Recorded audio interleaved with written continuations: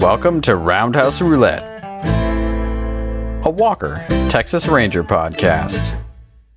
Well, thank you for joining us for this extra special episode in which we will be doing, dare I say, a hashtag deep dive into our mailbag, as well as we'll be unpacking and efforting some stats. My name's Evan Dalton. I'm here with my brother Adam. What's going on? And fellow statistician, Mr. Bob Leahy. I'm all about them stats. Yeah, there should be some juicy ones, you know. So many numbers now. Our sample size is pretty huge right now, so we can really sink our teeth into some real statistical rigor here. But yeah, I guess before we jump on into these stats, Adam, you've been cultivating, some would say, the mushroom farm of our mailbag, and I've heard you've got some juicy nuggets. Is that true? Yeah, Evan, and most all these stats are sortable on our website, roundhouseroulette.com. So if you're looking for the episode with the most roundhouse kicks, the most punches, car chases, explosions, and our personal ratings for all the episodes we've done so far, go on over to roundhouseroulette.com and shout out to our buddy Austin Lauritsen, who's coded all that for us. But before we dig into that, let's head on over to CD's Bar and Grill to check the old mailbag. Wow, fancy meeting you guys here. Yeah, I'm glad to be at CD's. I thought we might start out by checking the mailbag. We actually got an email, and for anyone interested in reaching out to us with any complaints or concerns, please send us an email at roundhouseroulette@gmail.com. But we heard from Maurice Winters. Evan, you want to check that out? Yeah, so Maurice, he says, long-time listener, first-time caller. Well, not really. It's my second email. So you can call me Mo. Hey, we're on a nickname basis now. Nice. He's got a couple questions. First question, he's wondering if there's any way to rig the roulette. Hashtag JK. He respects the integrity of the roulette. But there's so many good episodes left. Like the second episode with Danny Trejo. Oh, I can't wait to get to that. He says in that one, Trejo's character is barely in it, but Chuck Norris actually tries to act. And, we'll see how that pans out.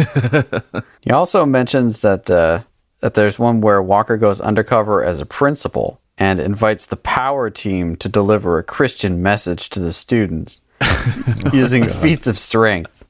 What? That's a Festivus miracle. I know. Wow. And he also is hoping for the roulette to select the Tobey Maguire episode. We've mentioned that one, where Tobey Maguire is a trailer park kid who Walker, I believe in that episode, Walker stares down a rattlesnake, which is pretty epic. There's also one apparently with a young Giovanni Ribisi, where Trevette talks about a guy named Chuck Norris. Okay, so that's probably the one where Trevette's reading off Chuck Norris's accolades to Walker. And then Walker corrects him on it. That's probably one. But if it's another one where he is self-referential, that'd be even better. So. Well, I've seen the fourth wall get shattered when they turned on the radio on a stakeout and the Walker theme song came on. My mind is still blown on that. So he's asking a musical question here. He's wondering if we have any thoughts on the three opening themes. He thinks the first one was the best, the second one was barely a theme, and the third one was a good example of Chuck Norris's massive ego. I think I'm right there with him on that analysis. Yeah, I really like the first one, but it does sound really 70s. It didn't really bring it into the 90s enough. I don't know, man. I think it's like 80s and 90s. Should we bring it up? Let's bring it up, man. Yeah, yeah, sure. Let's bring it up. Bam, bam, bam, bam, bam, bam, bam. I mean, I'll say the first one, it does, as you were saying, come across as extremely vintage and like an 80s buddy cop TV show. Right. Which I think it started out kind of like that. So it fit. The second theme, agree with Mo, it was more like... Bow, bow. Yeah, I don't know what was going on there. Bow, bow. And then like- some like Native American sounds and spiritual stuff with like weird non-commitment to a theme. I think musically. that would fit better with like a nighttime car chase in like Law and Order. Yeah, I mean, I didn't hate the second one. It wasn't nearly as good as the other two. It didn't have a good theme or a real hook, you know? Yeah, there was no hook. It wasn't catchy. And as Mo said, the third one is an example of Chuck Norris's massive ego. Mm-hmm. And I think that fits perfectly with the TV show. So they really settled in and locked in on that third one.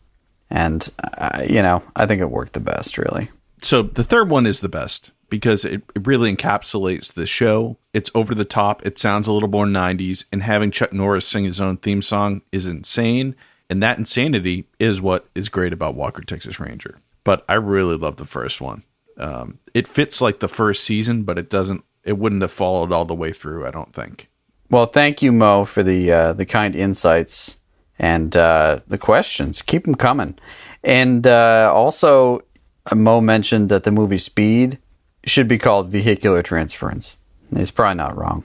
There's a strong case there. All right. Well, we also heard from some fans per the passing of Clarence Gilliard on social media. So yeah, on Instagram here, we heard from Michael Hatfield. AU? Is that saying he's Australian? I want to say he is Brockus, the dog's owner from Australia that dressed up as Chuck Norris. That's right. Oh, that's right. nice. Yeah. Yep. Shout out to Mini Brockus as well. So he said, thanks for the episode. It was awesome to hear you guys have a chance to reflect. Our household always cheered the loudest when Trevette got something cool to do. Gilliard brought out the best in Chuck with their on-screen chemistry, and it was those two together that made the show so special. No one lives forever, but luckily Walker, Texas Ranger will. Well said, Michael. Amen. Yeah, Evan, we actually had 2 comments on our website. This is kind of incredible because this really looks like a Walker, Texas Ranger Facebook group. It looks like it wandered onto our website, which I think is incredible. That's what happened. Yep. You know, unfortunately, it took Clarence Gilliard's passing for them to find our website comment section there. We kind of have a page dedicated to him that we'll keep working on and updating Clarence Gilliard Jr. Remembered on our website. But we heard from 2 fans who I believe, are from the Walker, Texas Ranger Facebook group. What'd they have to say, Evan? You know, only great things about Clarence Gilliard and how much they're going to miss him. So Linda says, he will sure be missed and loved by all. Great man indeed. Bless you. R.I.P. Great man. Prayers for your family and friends all. Amen. Kathy said, I loved what he brought to the Walker, Texas Ranger show. It seemed like Walker and him were best buds. Yeah, that's what we were kind of reflecting on.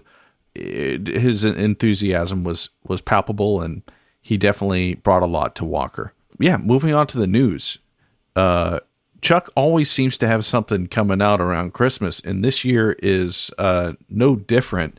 Ev, can you check out this headline here, man? Awesome. All right, so I'm going to translate this in the realm of someone who hasn't played a video game in maybe a decade.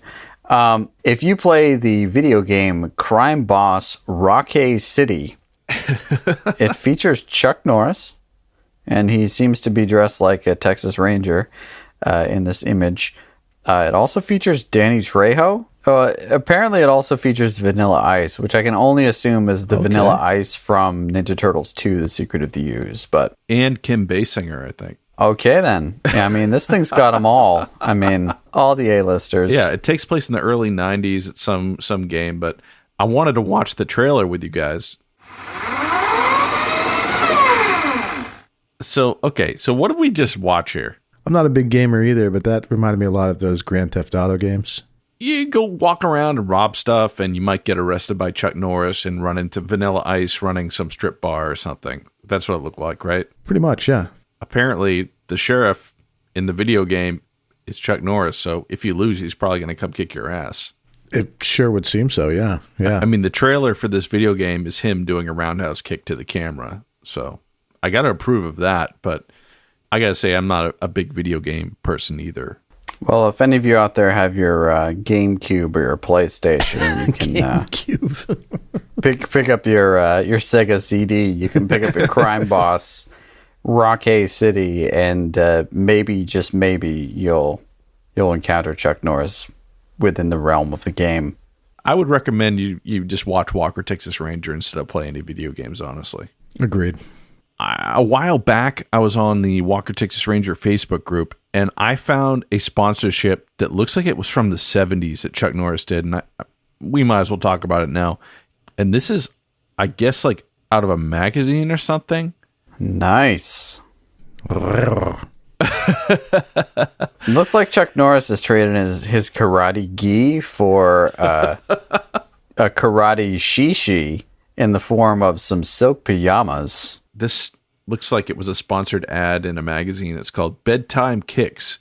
Karate World Kingpin Chuck Norris takes on the latest in sleep loungewear. It looks like a gi / pajamas.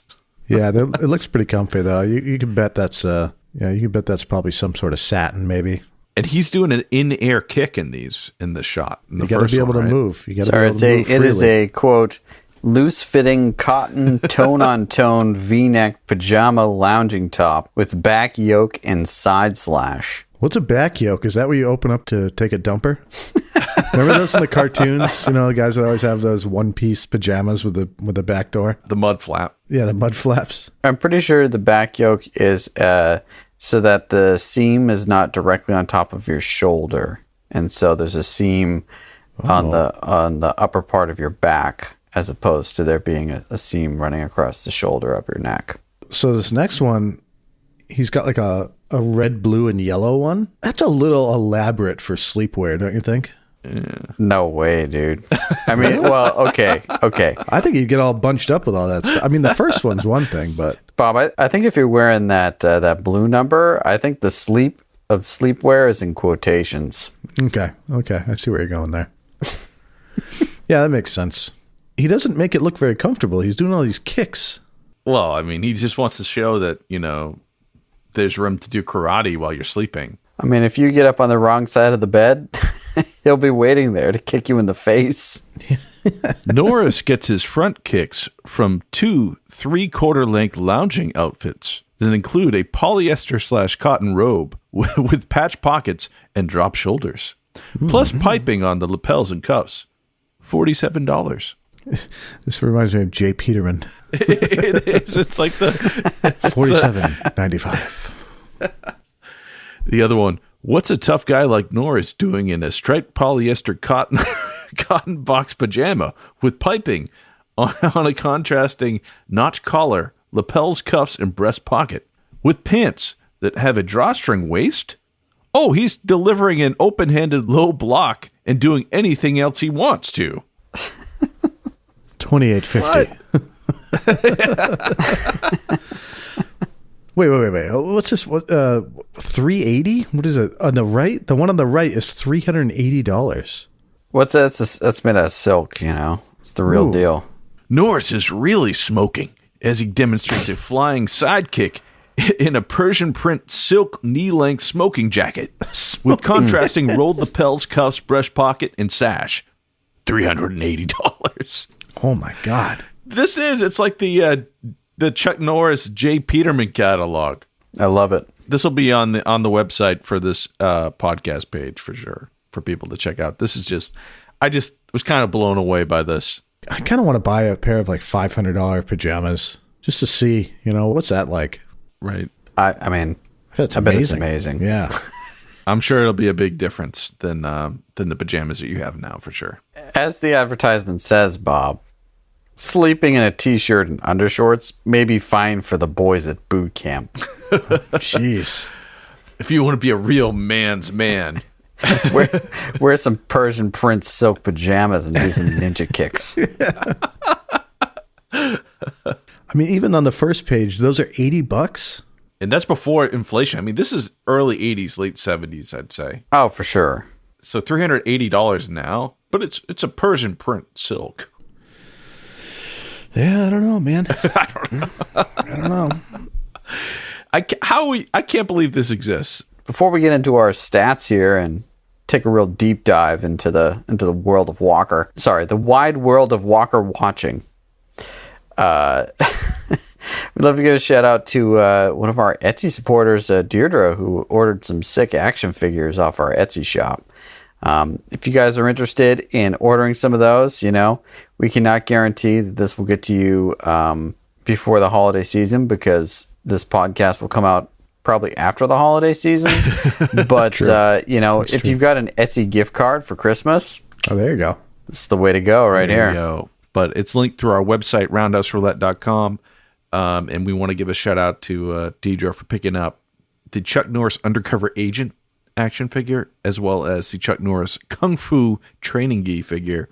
She paid for 2 months of hosting for us here to keep the podcast up. So we appreciate the support. All right, well, let's dig into the stats here, man. What do we got from another year of cataloging all the action that is Walker Texas Ranger, Evan?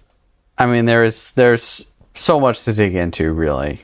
I mean, there's definitely some interesting ones. The ones I'm most interested in are things like, the opening credits. For those who don't know, one of the hallmarks, and I mean that literally and figuratively, because Walker was on the Hallmark Channel for a while, correct? No doubt. Yeah.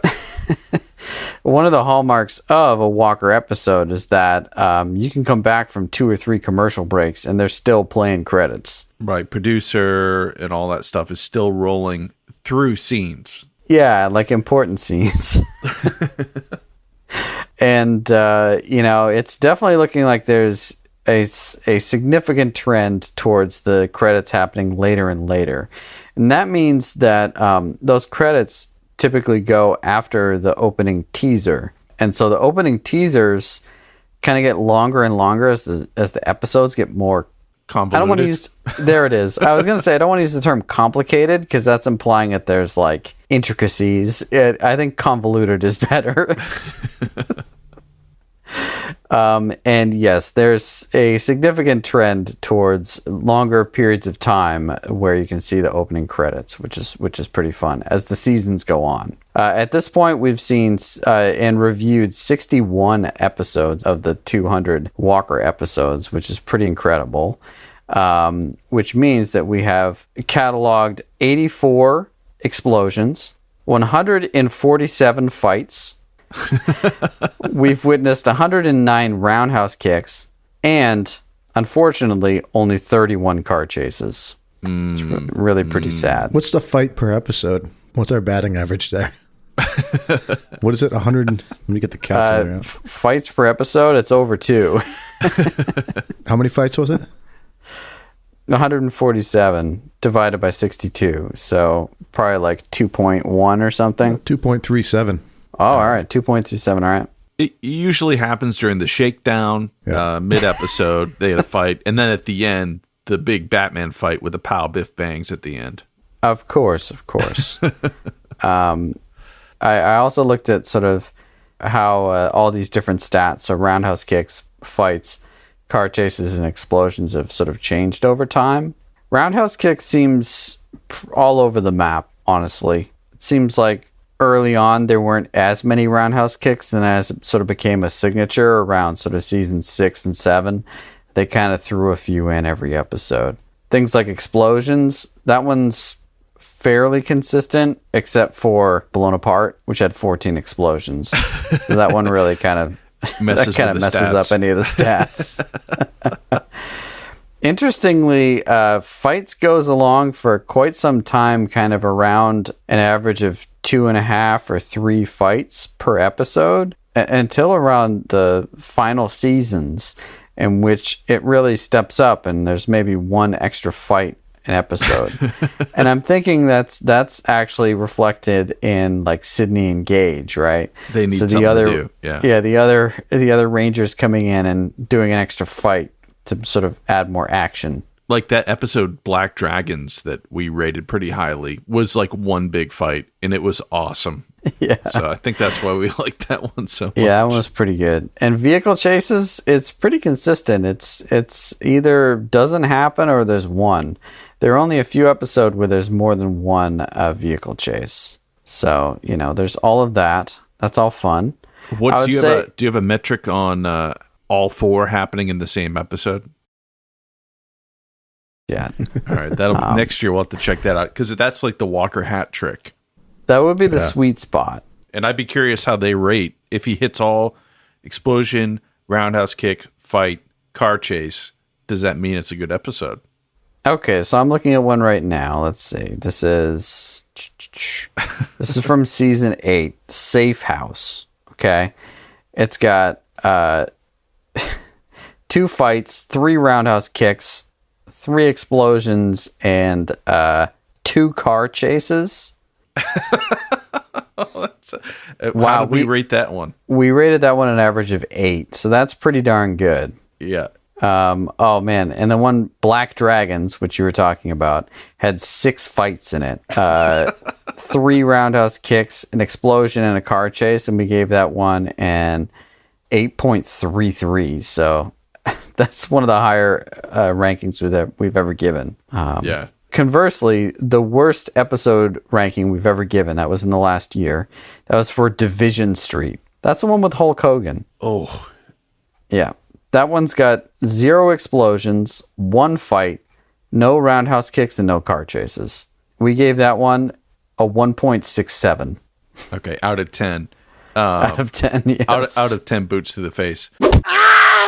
But, yeah, I mean, that was really also depressing because, Hulk Hogan, it was promising some big stuff, and it was a whiff. Right. Like, I was expecting him to throw someone through a window at the very least. Instead, he gets clocked in the back of the head and passes out. And finds God. He finds God in prison and then spends the rest of the episode fixing a stereo. Yeah, kind of, I mean, I'm glad he was doing all those things. I'm glad he found God. I'm glad he was able to fix the stereo, but to each their own, and that's good. But, I mean, this is a Walker, Texas Ranger episode, and if you don't get those stats up there, you're not going to chart well on the boots to the face score. I know. Pick up a chair, hit someone with it. Come on, dude. Yeah. Yeah. You just say, hey, this is in the name of God. Ah! So, as part of our second stats roundup, we've continued to remain consistent on one thing, which I think is affirmation about what we're doing correctly here. So the 3 of us may vary wildly in our ratings of episodes. Like in this past year, Adam actually gave out his first perfect score in his 10 boots to the face for Sons of Thunder Part 1, I believe. I like hot air balloons. I love them. And our boots to the face ranking, it kind of is consistent. There's no obvious trend throughout the seasons, which is really cool. This is our overall pooled ranking between the 3 of us. We kind of like episodes all throughout the series. It's not like earlier ones are better from our entire perspective. Now, the 3 of us may vary in that, but the coolest thing is that on average, over the 61 episodes, our average Roundhouse ranking score is 5.3. And it's like, well, who's the most difficult judge? Who's the most skeptical of these episodes? And our average scores for all the episodes are 5.3, 5.3, and 5.3. Now, is that just the year? Or is that everything up to this point? That's up to this point. Yeah. Oh, wow. So, yeah, it's all over the map. We're erring on liking the show. Just barely. But just barely. 0.3. Yeah, well, I think that's very fair. Like, that's an average score, right? And if you look at the episodes, I mean, individually, there are barely any that we all have the same score. Right. So the fact that our averages all come out the same is yeah. Is I might surprising. add Black Dragons. Did we have the same score for that one? Or Safe House or Black Dragons? Which one we had all the same on that? Patriot was all 8s, and Blown Apart was all 9s. Yeah, Blown Apart was all 9s for sure. And is Blown Apart is still our highest rated episode right now, right? It is, yeah, it's a 9. I think that's really interesting that even though we only, there's usually a range of maybe 2 roundhouse kicks to the face or something on an episode. But like Soldiers of Hate, I gave it a 1, and Adam gave it a 6. And we still come out in the end of the 61 episodes at this point, and we've all basically almost virtually are tied in our average score, which is really interesting. So we're right down the middle. I love it. Okay. It's very cool. So our final average Roundhouse score for each episode, combining our 3 reviews, should give a good metric to people looking for the good episodes, right? Of Walker, Texas Ranger. Yeah, it really should. If our overall average score were a 7, then that means that we skew towards loving every episode. And we can't love every episode because, we've got to be impartial in our judgment of the show. So we want our rating to mean something. If you're looking for the best episode of Walker, Texas Ranger, we're doing the work for you here. But yeah, if we just praise everything, it's meaningless. Mm-hmm. We're watching the bad ones, so you don't have to. Mm-hmm. All right. Well, so final thoughts closing out the year. We appreciate you guys hanging in with us as we, struggled this year to get our lives back on track with normalcy. And we're pledging to you to try to be a little more steady with the podcast in this coming year. We just appreciate your support and hope you've been having fun enjoying the ride. To close us out here, what is our top-rated episode? Top-rated episode remains unseated, and that is Blown Apart. Excellent episode. And as you mentioned, our worst episode was the one with Hulk Hogan. What was that called? That's Division Street. You can find both of those episodes on our podcast, and you can formulate your own opinion and let us know about it. Yeah, let us know if we're off base here. What currently holds the record for most roundhouse kicks per episode? I got that as In the Name of God. Oh, that was a great one where Alex is kidnapped by the cult. Yeah, that's that clocks in at 11 roundhouse kicks. Yep. I mean, that was a fun one. All right. Explosions is obviously Blown Apart. 14 explosions. Legendary. Next highest is 5. The episode Iceman. So not even close. He was a mad bomber in that, but he couldn't compete with the other mad bomber in Blown Apart. Of course. And if vehicle chases are really your thing, then you should check out Behind the Badge, which not only has a car chase and a car moped chase with the most amazing stunt work I've ever seen. Man lands a moped onto a dirt bank and completely just crumples.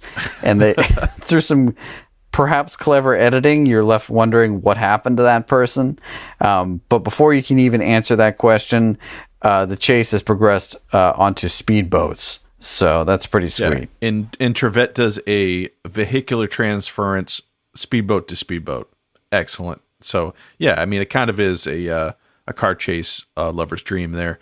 And most fights per episode is in what? That's Black Dragons. We talked about how awesome that episode was. Again, shout out to Austin Lauritsen who programmed this. It's all sortable on our website, all these stats, and we'll continue to update it this coming year. RoundhouseRoulette.com. I believe currently it shows up better on a computer browser, but we're working on getting it mobile friendly for you guys, so it's a little more sortable. All right, well, thank you guys for hanging out. We'll get another podcast out to you. The Brotherhood is coming up next, and that's going to be fun. But we hope you all have an awesome holidays and appreciate you hanging out with us. Bob? Well, until next time. May the eyes of the Ranger be upon you. When you're in Texas, look behind you. Oh, 'cause that's where the Ranger's gonna be.